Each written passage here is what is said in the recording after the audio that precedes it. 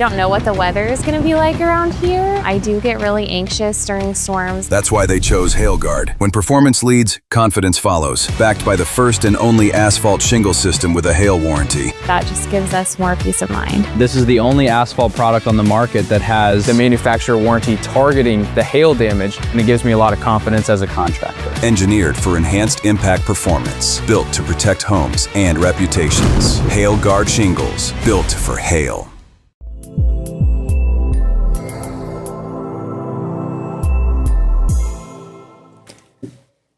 Well, crew, good morning. Sorry, I'm a few minutes late. I was up late doing tornado coverage over far eastern Colorado with a storm that produced some very, very large hail.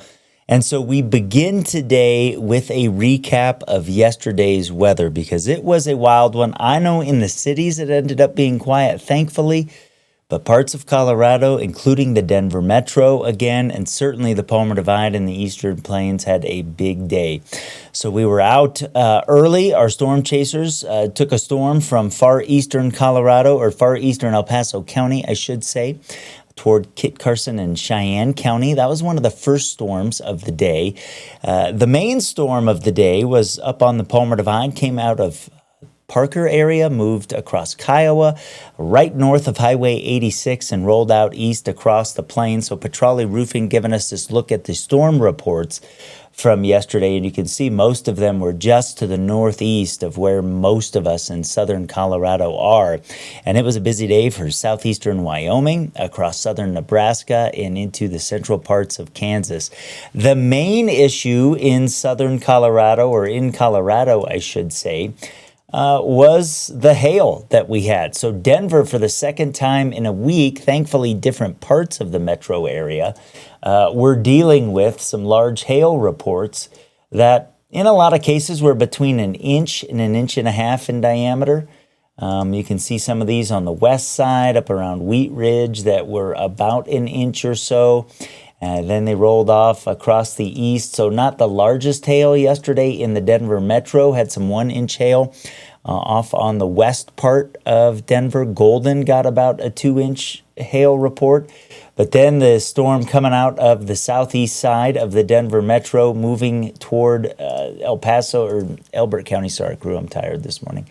Moving toward Parker. Putting down some inch and a half hail, and that was the case into the northwestern side of Elbert County.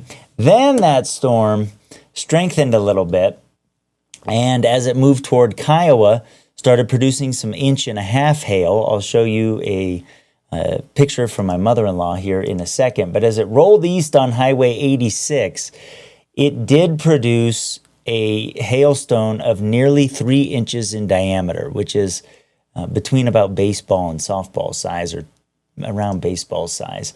And was still putting down some 2-inch diameter hail. Then you see some 3.4-inch hail. That's the one that's between baseball and softball size. So that was one of the big storms of the day. That storm looked about as significant in terms of what we call radar presentation, all of these things that you look for to say, oh man, there could be a tornado on the ground. Nothing official in there as of yet. There were quite a few storm chasers on that, but that storm certainly tried. If it didn't put a tornado down, I'll tell you that. Outside of Hugo, we had some large hail. Kit Carson, we had some 1.5-inch hail, and that was in the, what time was that? About 5:30. Then we got that storm that was rolling out of Elbert County into the early part of the evening here, putting down some 1 to 2-inch diameter hail. And then later in the evening, the storm that had the tornado warning on it put down some 1.5-inch diameter hail. And then as it crossed Highway 385, put down some 3-inch diameter hail, which again is between baseball and softball size. So crew, that was no joke all the way till midnight last night. My mother-in-law, north of Kiowa, had some 1.5-inch hail. My brother-in-law and sister-in-law, a little bit to the north of them, had some large hail as well, and they are getting ready for my niece's wedding next month. They've been sprucing the thing up. They've been putting in some annuals, some flowers, and they are none too happy about the hail yesterday. So I don't think that Uncle Matty is on the favorites list today. So how you guys doing? Hope you are doing good. Julie says you could smell rain out here this morning. It's a little humid. And it is. Let's transition to what's happening out there early this morning. Thanks for giving that to us, Julie. That's a good transition to what we have out there. Looking east across I-25 in Monument, you can see that it is a little bit hazy and the humidity is up there at 91%. And yeah, we still have quite a bit of moisture up against the hills. Canyon City this morning, it is 94% humidity. So we're still running in the upper 50s on our dew points, which is plenty of water for thunderstorms. But I'm not sure that's going to last today. We'll talk about that here in a second. Talked about it being a little bit cooler today than yesterday when a few spots were around 70. East of the mountains, that is the case. By about 5 to 15 degrees, depending where you are. Still very comfortable outside this morning. It's gorgeous. We're in the 50s and 60s, but a little bit sticky east of the mountains. Drier over the hills, though. Salida, we're at 57 this morning. A couple neighborhoods running around 60. And the humidity there is 28%. And that is a sign of how things change out there today. So we transition to our short-term forecast here. Everything going to be driven by an area of low pressure up across the Pacific Northwest, which makes it a much different day than what we had yesterday when those storms just kind of kept rolling and then got into Kansas eventually. And I'm going to let this loop through one more time here. And watch how the storms fire in eastern El Paso County. They come out of Denver. Here's that Kiowa one. Then you get this late evening storm that comes out of southern Elbert County and rolls off to the east. Now, this morning, there are a couple radar echoes over the southern part of Colorado. It's technically associated with this big area of low pressure you see up here across the Pacific Northwest and a strong jet stream coming in with that. There's a little wave that's been picked up in the flow out ahead of that. And that wave today is going to play a role in our forecast. So we've got increasing wind with both of these jet streaks. And then there is a little bit of mid-level moisture that you can see back here with some showers around Gallup, New Mexico, outside of Santa Fe. This is going to bring us some clouds today, and it's also going to bring us an outside chance of some morning showers, some sprinkles here and there over some of the mountain areas, but it's not the main story. It is the wind and it is the fire danger today. So we have a checkerboard here of red flag warnings. Now, if you're like, why are some areas in these red flag warnings surrounded by other areas that are not? It comes down to the fuels. We are in the process of drying things out. Fuels have to be critical or ready to burn or ready to easily burn to get a red flag warning. So there are some areas where it's still green enough where we don't have that because the weather conditions today do support red flag warnings for sure. So for the areas that get them, they last until the middle part of the evening here once we get to the late morning. Because what will happen with that little jet streak I showed you to the south and the approach of that jet stream associated with that Pacific Northwest system is that we get wind to spread across the region today. Wow. Haven't had my American Classic coffee yet. We are going to get some strong wind gusts here as we head into the afternoon. It'll be out of the southwest, and it's going to try to dry our atmosphere out.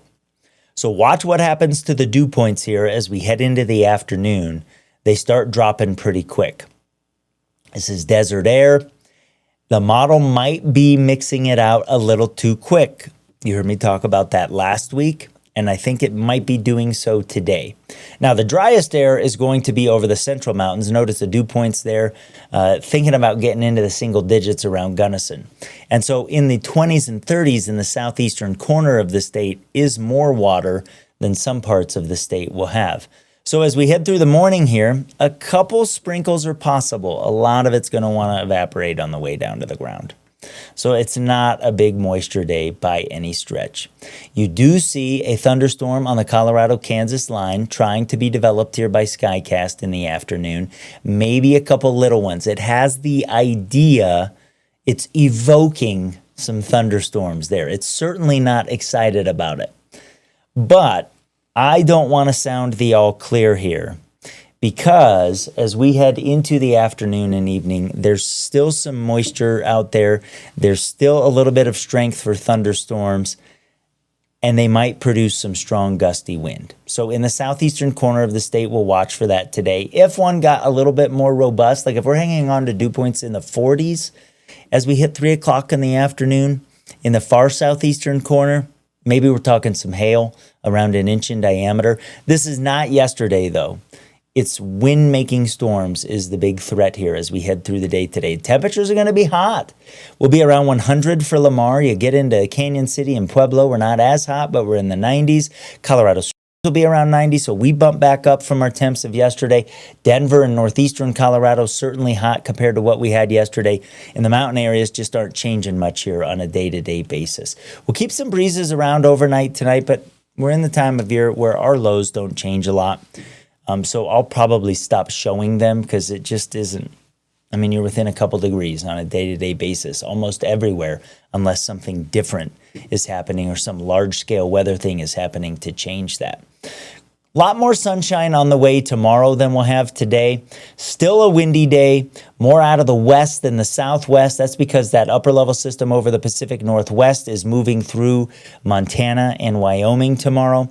So we see the wind pick up into the afternoon. It gets a little bit gusty both today and tomorrow. Some gusts between 30 and 40, with some areas getting more than that. Over the far eastern plains where we catch one of those dry gusty storms, maybe up around 60 miles per hour. But high fire danger the next couple of days, and you can see that here. We've got fire weather watches already. There may be some areas that are not in these as of now that end up in red flag warnings tomorrow because they may see some drying of the fuels today. So we will see. And a hot day on the way for Wednesday as well, with our temperatures in the upper 90s to around 100, still around 90 in the Springs. Mountain areas will see a bump up tomorrow. So you guys, Salida, Saguache, Alamosa that I've got for you there in the Wet Mountain Valley, you'll see this as well. You get a boost up tomorrow compared to where you were yesterday, where you'll be today. And then Thursday, we're cooler. So that upper level system goes from Montana and Wyoming into the Central Plains, sends a cold front in here. I think that'll be nice. And it's a day where we're not going to have any thunderstorms because we have blown the low level moisture off to the east. Whoops. As we head into the weekend, we get into a pattern with the next front on the way where we start to return the low-level moisture, and that will change things a little bit. We'll talk about the extended forecast coming up here in a bit. Leticia says, looks like you can use some Zero Dark 30 today. And Anne says, I agree, Zero Dark 30 is delicious. It is. All of the American Classic coffee is so smooth. Clinton's checking in this morning. He says had a few sprinkles in Poncha Springs and BV yesterday. That was about it. So yeah, a lot of us quiet if we didn't have those storms rolling overhead. Chris says, I'm from back east. I love the fog, but not the humidity. And Kathleen says it's overcast and humid in the Fairfax neighborhood. And Julie says, yeah, we don't want any of that hail around here anyways. And Jeremy says, anytime I hear about hail like that, it makes me glad to live in Pueblo because we never get it that big. And I think he's talking about the 3-inch stuff. I've seen it once or twice, but maybe not in his neighborhood. Susan says, good morning.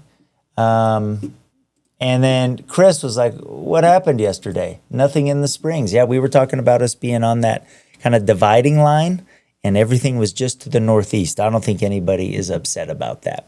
All right, we'll talk about the extended forecast when we come back. You're on Mornings with Meister on Peaks to Plains Weather. Hey, this is John May, General Manager of Petrale Roofing, up on another customer's roof doing a free 21-point inspection. If you'd like us to take a look at your roof, give us a call today, 719-375-8773. We'd be happy to take a look and see the condition of your roof. Petrale Roofing, we're a Diamond certified TAMCO installer, which means we can offer a industry-leading 25-year workmanship warranty to give you peace of mind in the storm. Call Petrale Roofing, 719-375-8773. Schedule your free inspection today. Love your yard with a new outdoor space from F&D Landscaping. From a new build to a new project in an existing yard, we listen and give you the yard you want within your budget. Lawns, water features, xeriscaping. We've got the artistic touch and technical know-how to bring the peak of Colorado outdoor living to your home. Reliable, trustworthy. Visit fblandscapes.com to schedule a free consultation today.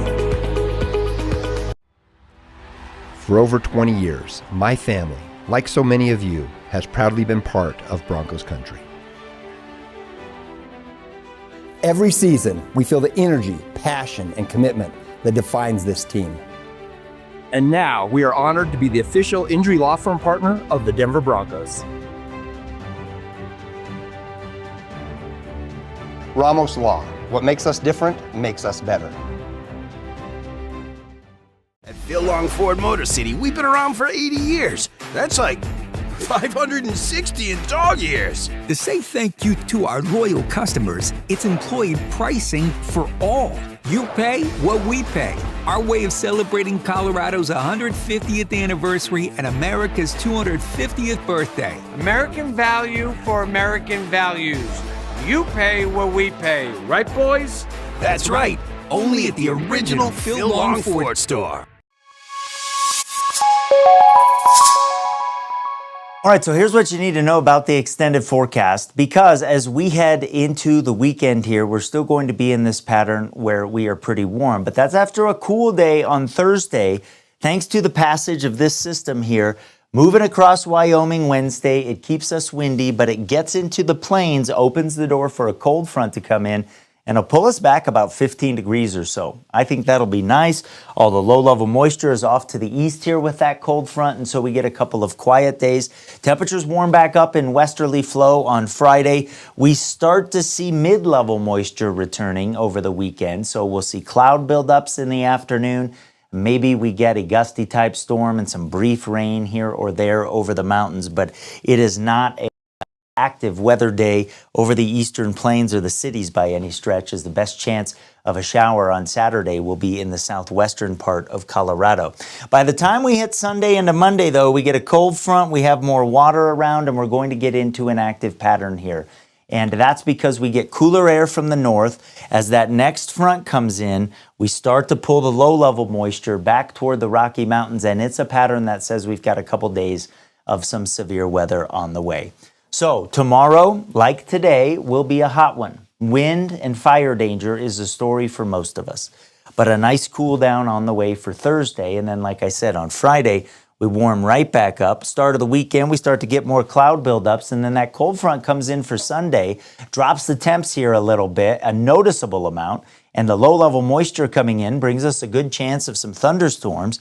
And kind of is a large hail threat, and that may sort of focus more on southern Colorado this go-round instead of the northern part of the state. So a couple days in the 60s, and usually when we get there as well, we have to end up worrying about maybe stability, kind of impacting storm chances. Usually the moisture wins out, so I'm going to play that as of now, a transition day on Tuesday before we warm back up. For Pueblo, our extended forecast around 100 the next couple of afternoons. Then we get a little bit cooler Thursday before we're back into the mid-90s. And then Sunday and Monday, noticeably different. And Pueblo, we may end up with a chance of some storms on Monday as well. It will depend on what happens on Sunday. And then you can see we're back into the 90s and even some upper 90s for next week. So still kind of bouncing around a little bit. But after we get past the high fire danger of the next couple of days, really the story here as we head through the weekend into early next week is that chance of thunderstorms on the increase. And like I said, I think the threat for severe weather as well. So we'll start honing in on the details of that here by the time we get to Thursday. There's really not a lot of point of jumping into the models, especially when it comes to forecasting convection and thunderstorms until you're a couple days out. You're just kind of looking for patterns. And that's what we are doing here. But that's certainly some cooler air on the way into early next week. Okay, let's see what else we got back in here. David says that hopefully the rain moves back in soon. We could use the moisture. And Julia says, yeah, the wind's going to take care of the humidity. It is going to, for sure. And unfortunately, that is how it goes. Usually, especially on the first day of that, though, computer models kind of overdo the drying a little bit out east. So again, we'll keep an eye on the far eastern plains for a chance of a gusty type thunderstorm out there today in the afternoon. Biggest threat from my chair is some wind gusts to around 60 miles per hour. I'll keep an eye on that. If they're, like I said, kind of watch for 40 on the dew points, I think. If we have some of those around, maybe we get some hail around an inch in diameter, but certainly a different day compared to what we had yesterday. Crew, that's it for me this morning. I hope you have a fantastic day. Thanks for watching Mornings with Meister here on Peaks to Plains Weather. It was a long day yesterday, and so I'm going to try to take it a little bit easier out there today. But, you know, we're going to be ready to jump in if we've got some fire weather concerns that, you know, make us have to do something and we get a fire somewhere. We will, of course, let you know. So have a great, what is it, Tuesday today? I don't even know what day it is, my friends. Have a good one. You've been watching Mornings with Meister here on Peaks to Plains Weather. Emergencies are unpredictable, but you don't have to be unprepared. Peak Alerts sends you targeted emergency alerts in real time for the places that matter to you most, so you know what's happening and what to do next. Know first, act fast. That's the power of Peak Alerts.